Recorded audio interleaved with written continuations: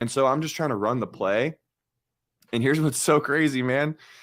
Like it's like we're seeing some indicators of like really cool growth right now. Even the other day, bro, like I'm like, Lord, I'm going to start creating content that on paper would probably like lose us business. But I'm just trying to be faithful. I put Right. out an Instagram reel last week that's like it's probably going to hit 1 million views in the next couple days. Oh, And it's just, wow. yeah, it's just like, and it like brought in like 4,000 followers in just a few days. And I so love it's like, but it's the favor, man. It's the favor of God. It's like, I'm not trying to like, God could like take away followers. Like Jesus lost followers himself. And it's like, then is God still worthy to be praised? Absolutely. Is he still worthy to be followed? Yes.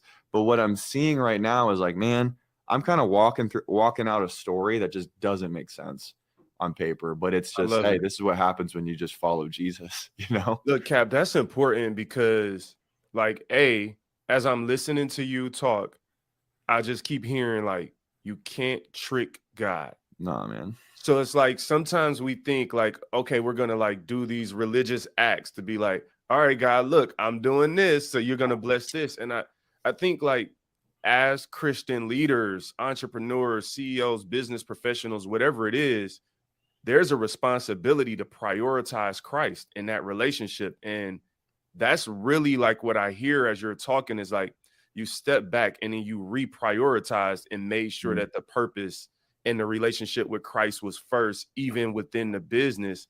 And then he starts to bless that business. But you said something else really key, which is, but you still don't necessarily know how it's going to work out. And Cap, like the reason I think this is important for me to hear and our audience to hear is like there are so many people out there that they have a business and they're like at the beginning or the middle, or maybe they're successful, but as a believer, a true believer who has a desire to please God, there's always going to be that tug when you get out of bounds to be like, you remember me, like, you know who's Yeah. first. And sometimes people don't know what to do.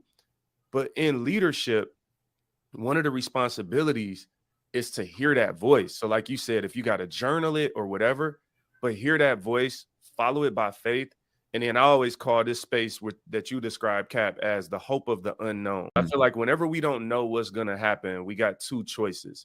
We can either be worried about it. The Bible tells us don't worry about tomorrow, Right. or we can have faith.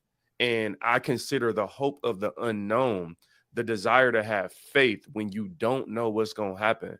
And it's just like you part of a process. And I could tell you, since episode 1 of this podcast, we've been talking about the process. And I always try to highlight when we get a guest that talks about it, because I want to, like, for me, it becomes real hearing you say it.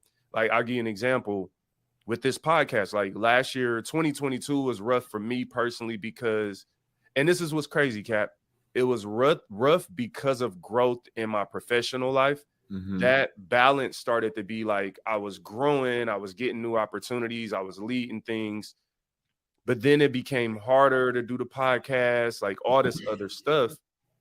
And then I found myself in the last 4 months, like really committing and recommitting and being serious. And I had never stopped a podcast, but it was about my mental space. I just was like struggling. Yeah. But like it's funny now that I'm in this process and I'm highlighting kind of that the failure or the unknown because I think it's important. Now that I'm in this space, Cap, I'll have a video like this, like starting YouTube channel the last 4 months.